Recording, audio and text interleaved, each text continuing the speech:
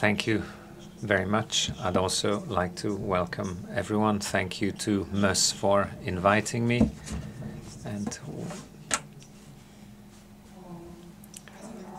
so I have been asked to say a few words about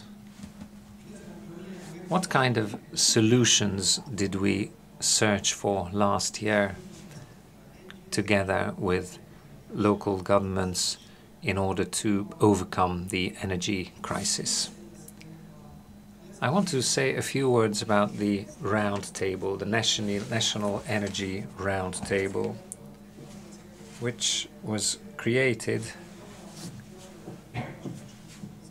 to have a package, a proposal package, which will help in us solving the topical problems, to go beyond the problems and to have a green transition concept for local governments.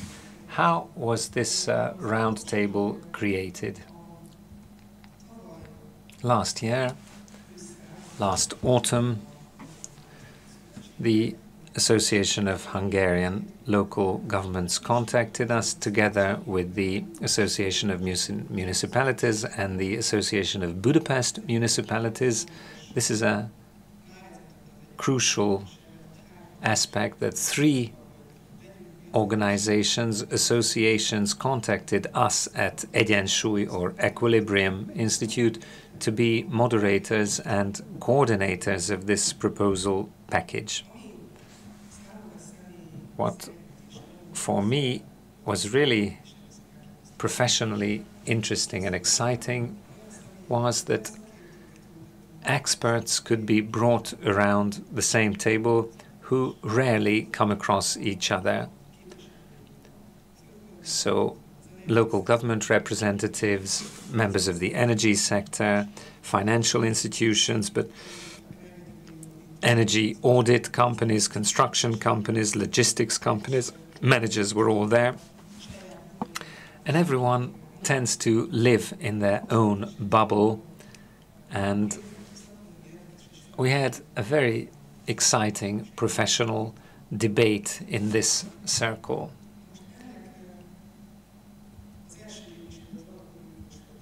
In December, we had the founding meeting. And then in January, we had also a very exciting meeting where basically it was a brainstorming about the problems. At Egyensúly, we also try to focus on the possible solutions. And in 3 groups, one morning, we were discussing these 3 topics. We tried to pinpoint 3 areas. One is the short-term challenges, which we said, well, survive the next 1.5 years. I do not need to explain why we thought that this is all about survival. Second topic was that local governments, how can local governments in the medium and in the long term become more sustainable? And the third, we looked at the legislation. We looked at the laws and the legislation which would need to be touched to have more sustainable local governments. The 3 topics were not completely independent. Obviously, there was some overlapping here. We created this package by the end of February with the participation of the experts, and we had 6 areas. End of February, we sent it to the administration, and in some background discussions, we informed the government, and in the beginning of April, at MöSZ, there was a briefing about this. So 6 most important areas: short-term mitigation of the burden of local governments, helping local governments get funds and resources, institutional conditions to have more crisis-resistant municipalities in the long term, renewable energy sources, how we can help this energy investment. I want to go back to energy efficiency. It's not an area. It needs to be the starting ground of everything. And the sixth, which is always very important, is energy poverty, mitigating energy poverty. I mean, whatever level we look at, the EU level or the national or the local level, green transition needs to be a just transition, and this element is crucial. And we only tend to talk about this at the very end, although this is a very important aspect of the green transition. I want to highlight two areas, if I may, at this point. One is building energy. I want to talk about buildings. You will see that energy efficient renewal, renovation of buildings is linked to all the topics.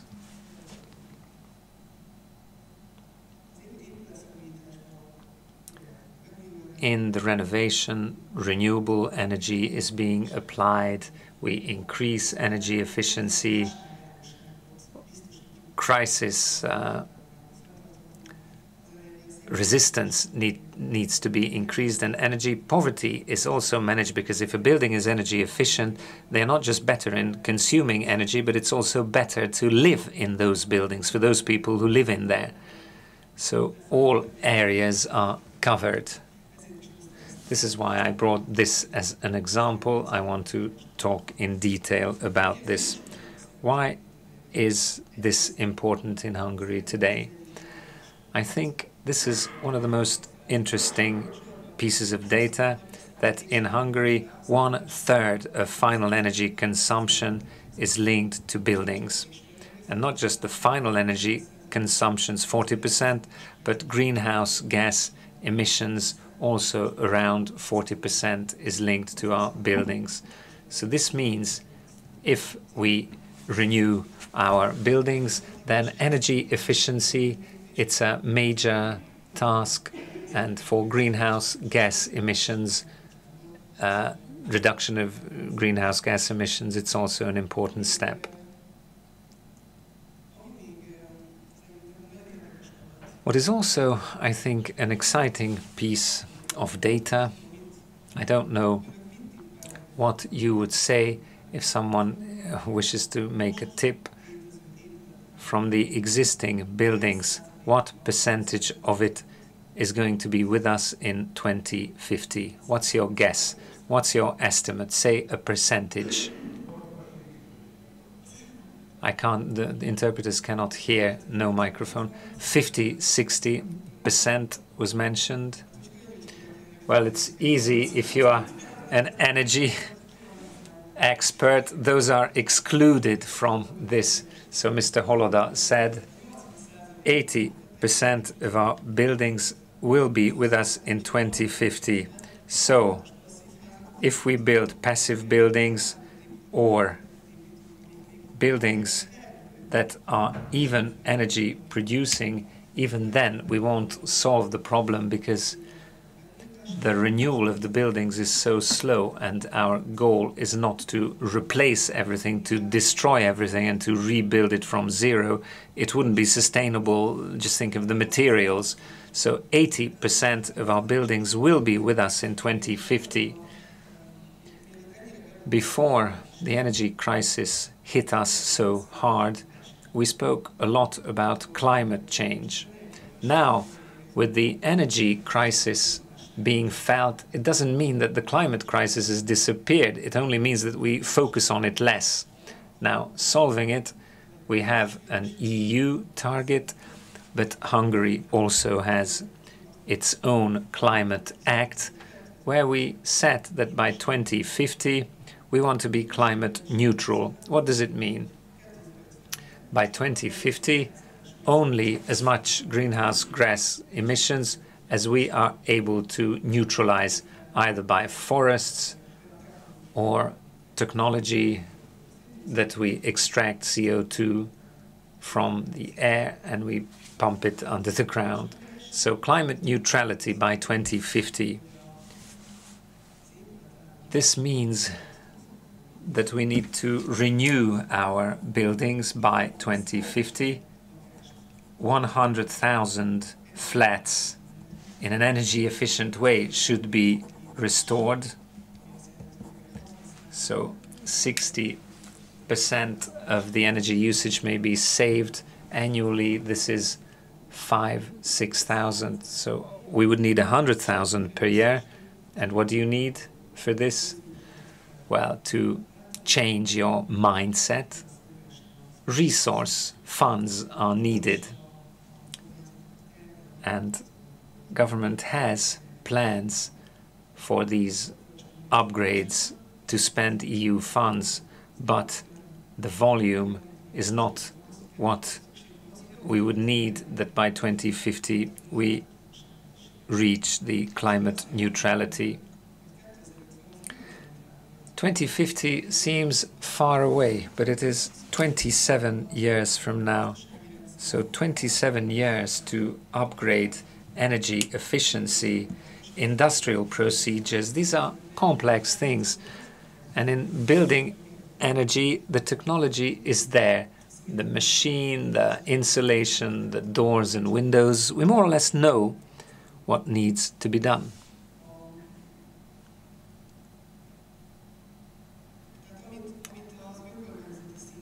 At local government level, a part of our package deals with this, that local government buildings need to be renovated. This proposal package has some elements which could be started with changes that could be started from little money, like measuring your energy consumption, gauging your consumption, even in a simple Excel sheet. So consumption points, if we have a system from which we can assess it. So we need a major program introducing an energy efficiency improvement program for municipalities and the residential sector and the public sector alike. And energy poverty, if we will have building energy tenders, we need to put a part which specially treats those who are affected by energy poverty. The other area I want to mention is lighting, and I think for local governments this is very important. Public lighting, street lighting. There's a huge possibility to save energy, because if we make them LED, programmable LED systems in the cities, a lot of energy can be saved if they are adjustable or programmable, and reducing greenhouse gas emissions can also be reduced. If a local government has had introduced a LED system, it's worthwhile to examine again that the technological development of the past 10 years, has it brought about any opportunities that can lead to saving of energy? But if we introduce some smart elements, 50% energy savings can be achieved in public lighting or street lighting. Now, the question of funding is an issue, or financing. The role of the state can be stronger in funding this. The other possibility is, and we hear a lot of debate about this, is it good if the investor pre-finances modernization or upgrading? So the investor can pre-finance this, and then later on through the invoices we can pay back this pre-financing.